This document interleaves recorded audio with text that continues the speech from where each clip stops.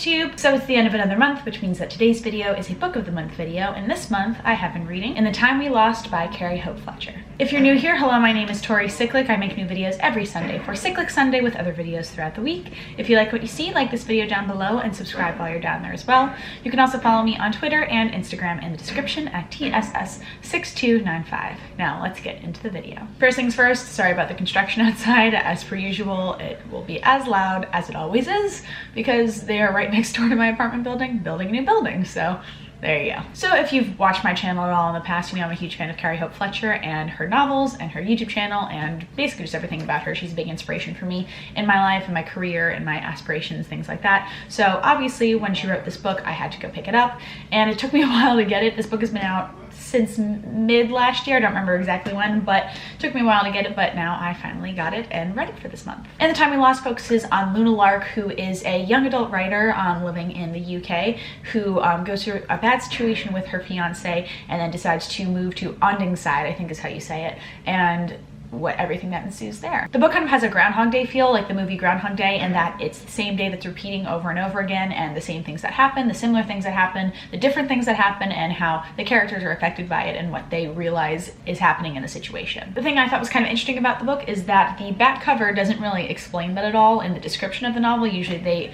in like book descriptions, they give like a pretty clear idea of what's going to be happening on the back of the novel, but it didn't really say that much on this one, which I was kind of surprised about when I was reading the back of the book again. I was like, huh, it doesn't really say that specific part of the book. But to get it in these terms, I'm going to read to you guys what it says here on the back of the book. Luna Lark used to love her name, but that was before people started saying it differently.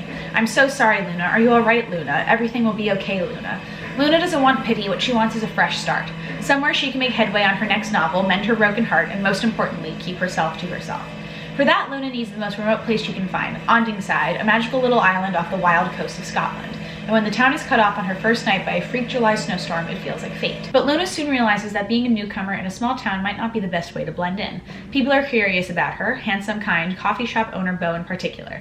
Will history repeat itself, or will they have a future? So yeah, from that description on the back of the book, you kind of get an idea of what's going on in it, but it also doesn't fully describe everything in it. So it does leave things up to actually reading the book to know what's going on. One of my favorite things about Carrie Fletcher's novels are the book dedications, and this one is no different because she always just has like a perfect way to start off the book, and this one is: to those haunted by what ifs, life's too short to spend it wondering what could have been. Go for it. Carrie writes a lot of detail into her stories and into her characters and describes them very clearly so you can exactly picture who they are as people, and it describes everything very, very clearly. And I really like that about her writing because it really fully puts you into the novel and throws you into what's happening. I wanted to read on page 53 a little section of it that I felt like really encapsulated that very perfectly, of how she writes so descriptively. As she turned out the light, Luna realized she hadn't pulled the curtain shut. She scrambled out from under the covers, and just as she grabbed the curtains in her hand, she noticed the view.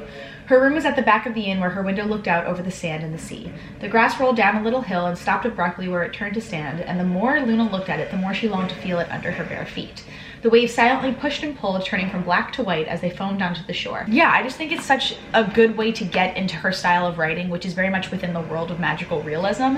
And yeah, she's very descriptive in the way that she writes, and I feel like it really helps you get sucked into the novels more because they do start out a bit slower and build up to a certain point of where the action starts happening. So I feel like the way she writes everything just so descriptively helps you get into that further. Carrie also writes from a very personal kind of place because you can see little bits and pieces of her life and her experiences throughout all of her novels. I definitely noticed this in the beginning of the book on pages 16 and 17 when she's talking about Luna's relationship with her fiance Noel in the beginning of the book, because it reminds me a lot of what happened in Carrie's life with her previous boyfriends and what everybody knows on social media from what happened, and it feels very relevant to what's going on in her life as she's writing these novels. And even as it goes on throughout the rest of the book, I was like, oh yeah, she talks about her favorite gin, she talks about something else that she really likes. There's a lot of things that make it feel like it's coming from a very personal place, and it helps you understand who Carrie is besides what you get from her social media and what you get from her as a writer, but you understand her as a little bit more as a person because she's putting a lot of herself into her characters. Throughout this novel, there's a lot of Luna trying to find who she is as a person outside of her relationships and outside of meeting new people. And I feel like Carrie writes this very well because